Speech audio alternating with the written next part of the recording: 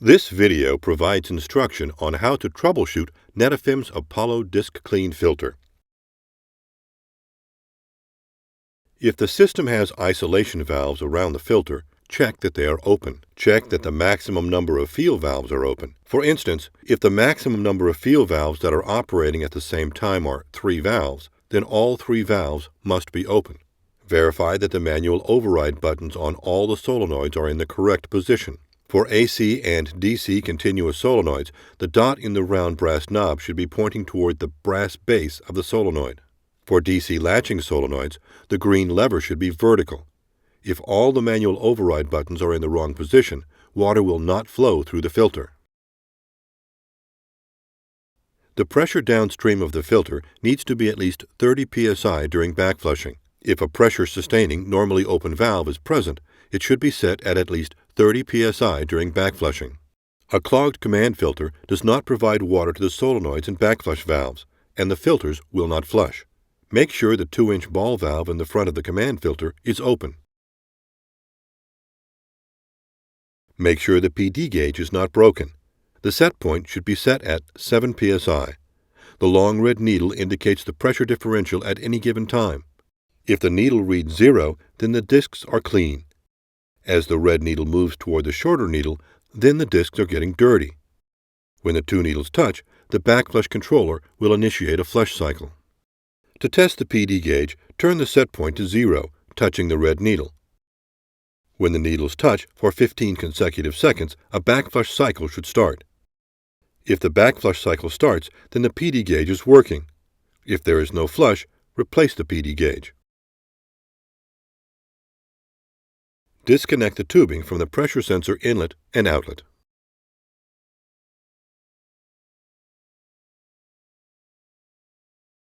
On the main screen, press the Enter key for 3 seconds until the main valve appears on the screen. Scroll through the screen by pressing the Enter key until the word Calibration appears on the screen. To adjust the calibration, select Yes using the plus key, then press Enter. Done should appear on the screen indicating that the pressure sensor has been calibrated.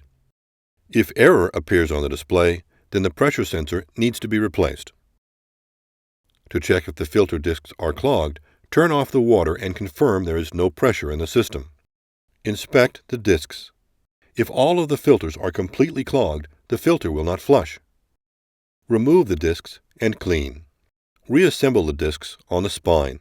Put the filter cover back on the filter and then tighten the clamp. Initiate a backflush with the backflush controller. If the filter still doesn't flush, then the backflush controller needs to be checked. To test the backflush controller, initiate a backflush by pressing the manual start button on the electronic backflush controller or the M button on the Netafim backflush controller. The solenoid should click and send the filter into flush mode. After 20 seconds, the solenoid should click again and end the backflush.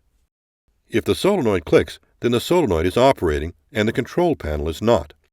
If the solenoid does not click, then the solenoid needs to be replaced. Flush a filter individually by turning the manual override of the solenoid 180 degrees. If that filter flushes, then the filter is working hydraulically and the problem is electric.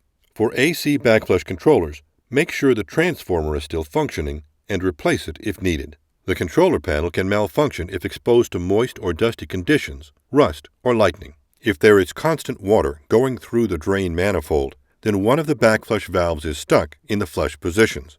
There are 3 possibilities causing this. There may be debris stuck in the drain port, which won't allow the valve to return to the filtration position. Determine which valve is continually flushing. Turn the manual override of the solenoid to flush, then return the knob to filtration. Make sure the knob is in exactly the correct position. If the valve is still flushing, turn the water off.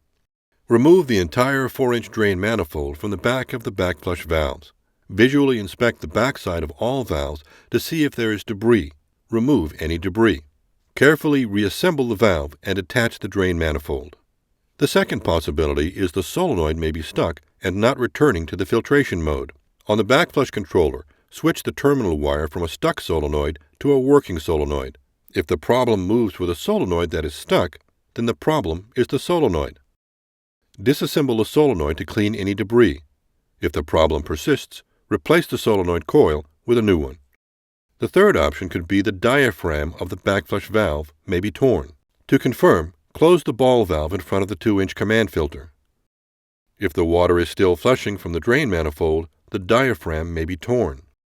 Turn off the water and remove all the bolts from the bonnet of the valve. Remove the diaphragm and inspect for tear. Replace if necessary. If the filter is consistently backflushing by going through a cycle, stopping for 1 minute, then backflushing again, look at the controller to see if the word alarm is flashing. If it is, then the filter is probably clogged. The filter will get clogged for the following reasons. There was less than 30 psi on the downstream side of the filter during backflush. The water quality changed and became too dirty for the filter to keep up. The flow rate increased by turning on an additional valve, so the filter cannot keep up with the increased flow rate. The diameter of the drain pipe is too long, too small, or is plumbed so that it elevates back into a reservoir. All of these will increase back pressure on the filter during the flush cycle and have a negative effect on the quality of the flush. The drain pipe should be at least 4 inches in diameter, not to exceed 50 feet long, and free flow to a drain pit. If the drain pipe needs to be longer than 50 feet, use a 6-inch pipe. There should not be a check valve or gate valve on the drain pipe. Back pressure on the valve should not exceed 5 psi.